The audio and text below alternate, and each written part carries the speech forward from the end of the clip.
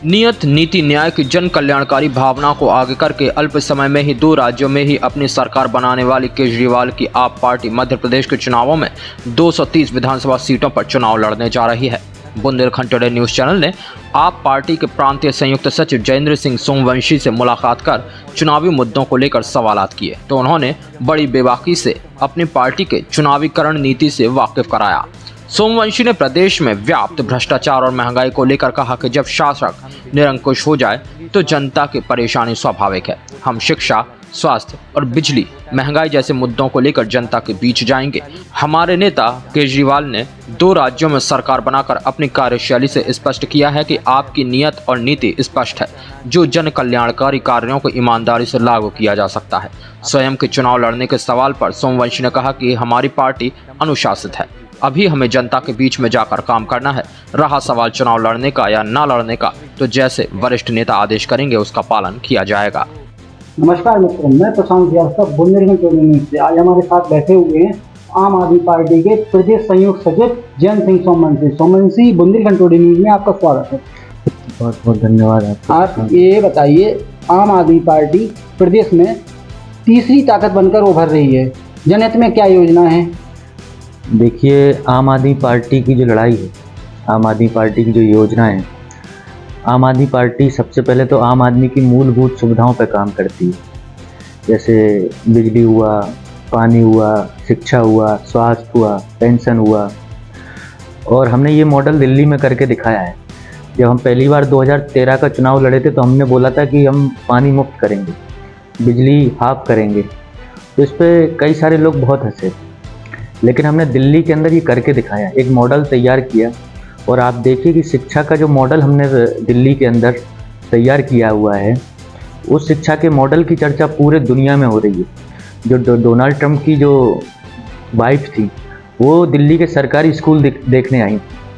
मतलब आज तक हिंदुस्तान के इतिहास में ऐसा कभी नहीं हुआ कि कोई भी बाहर का जो अतिथि आया हो और वो कोई स्कूल देखने गया हो। तो हमने वहाँ सत्ता परिवर्तन की लड़ाई नहीं लड़ी, हमने वहाँ व्यवस्थाएं बदली और एक मॉडल खड़ा किया। उस मॉडल को लेकर जब हम पंजाब में गए, तो पंजाब में जब हम पहली बार चुनाव लड़े तो हमारी 22 सीटें आई थी। फिर हम जब दूसरी बार लड़े तो आज हमारी वहाँ सरकार है। हम गोवा में भी वही मॉडल लेके गए, वहाँ आज हमारे 2 विधायक हैं। हम गुजरात वही मॉडल लेके गए, आज वहाँ 5 विधायक हैं, 13% हमने वोट गेन किया है। तो हमारी जो योजना है वो मूलभूत सुविधाओं के ऊपर है। हम बिजली, स्वास्थ्य, शिक्षा पे बहुत काम कर रहे हैं और लगातार ये मॉडल लेके लोगों के बीच में जा रहे हैं और यही हमारी आगे की योजना रहेगी। आम आदमी पार्टी विधानसभा सीट चुनाव कितनी सीटों पर लड़ेगी और प्रत्याशी चयन की क्या मापदंड रहेगी? देखिए, आम आदमी पार्टी मध्य प्रदेश के अंदर पूरे ताकत से चुनाव लड़ रही है और हम सरकार बनाने के लिए चुनाव लड़ते हैं, हम हिस्सेदारी बनने के लिए चुनाव नहीं लड़ते। तो हम पूरी 230 सीटों पे पूरी बहुत मजबूती से गुजरात के तर्ज पर और पंजाब की तर्ज पर और दिल्ली के तर्ज पर जो चुनाव लड़ा गया, वैसा ही मध्य प्रदेश के अंदर चुनाव लड़ा जाएगा। भ्रष्टाचार और भाजपा, आप ये दोनों को किस नज़रिए से देखते हैं? देखिए, ये दोनों तो एक दूसरे के पर्यायवाची हैं। अगर देखा जाए, जैसे हम अभी घोटाला ले लें, अभी कुछ ही दिन हुए होंगे जो पटवारी भर्ती घोटाला निकला है ना, नल जल घोटाला निकला। नल जल योजना का जो बजट था पहले 55,000 करोड़ था। अब जैसे ही चुनाव आने पे हैं, 4 महीने 3 महीने चुनाव के लिए बचे हैं, उस बजट को इन्हें 70,000 करोड़ कर दिया। उसके पहले थोड़ा पहले चले जाइए, मतलब पोषण आहार घोटाला निकला। पोषण आहार घोटाले में मात्र और मात्र सिर्फ 4 जिलों में 39 आंगनबाड़ियों की जाँच हुई थी, जिसमें 100 करोड़ का घोटाला निकला। 10,000 मैट्रिक टन अनाज गायब निकला। जो गरीब के थाली का अनाज था वो खा गए ये लोग, पानी भी खा गए, खाना भी खा गए। आप व्यापम घोटाला देख लीजिए, एक पीढ़ी उन्होंने पूरी बर्बाद कर दी। डंपर घोटाला देख लीजिए आप। आज रेत खनन में सबसे ज़्यादा, अगर रेत खनन कोई पार्टी कर रही है गैर कानूनी तरीके से, तो वो भाजपा कर रही है। तो भाजपा और भ्रष्टाचार ये एक दूसरे के पर्यायवाची बन गए हैं। दतिया में ही आप इतना सक्रिय क्यों है, जबकि आपका कार्यक्षेत्र पूरे प्रदेश में है? कहीं ऐसा तो नहीं कि आप भविष्य में इसी पार्टी से दतिया में विधानसभा की तैयारी करें? देखिए, एक चीज़ मैं बता दूं कि अभी पिछले महीने अरविंद केजरीवाल जी की रैली थी संभाग में, ग्वालियर में रैली हुई थी और वो मध्य प्रदेश में एक ऐतिहासिक रैली हुई है। आपने देखा होगा, उसमें 1 लाख से ज़्यादा लोग इकट्ठे हुए पूरे संभाग से।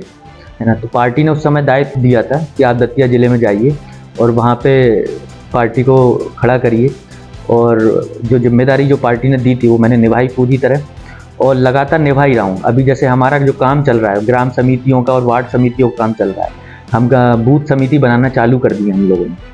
तो लगातार पार्टी जिम्मेदारी देती है और लगातार मैं प्रदेश के दौरे पे भी रहता हूँ।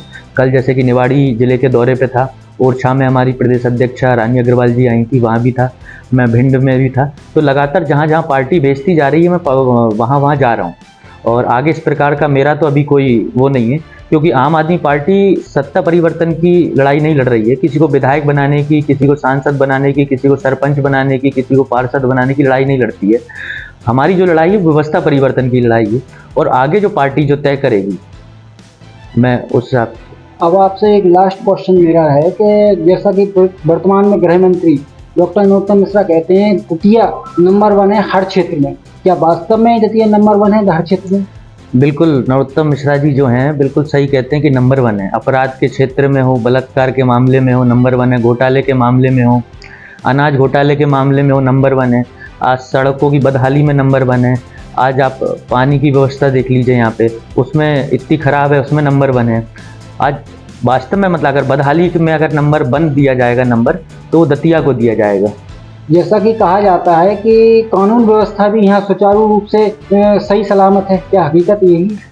कानून व्यवस्था अगर सही होती तो अपराध कैसे होते? आपने देखा कि उन्नाव के अंदर 2 बच्चियों को कमरे में बंद कर लिया गया, एक बच्ची के साथ बलात्कार हुआ, एक के साथ छेड़ाछाड़ी हुई, एक दिन में 2 मर्डर हुए अभी दतिया में पिछले कुछ दिनों के अंदर।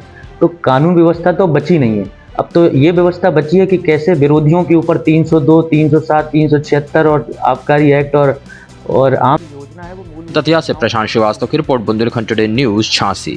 स्वास्थ्य शिक्षा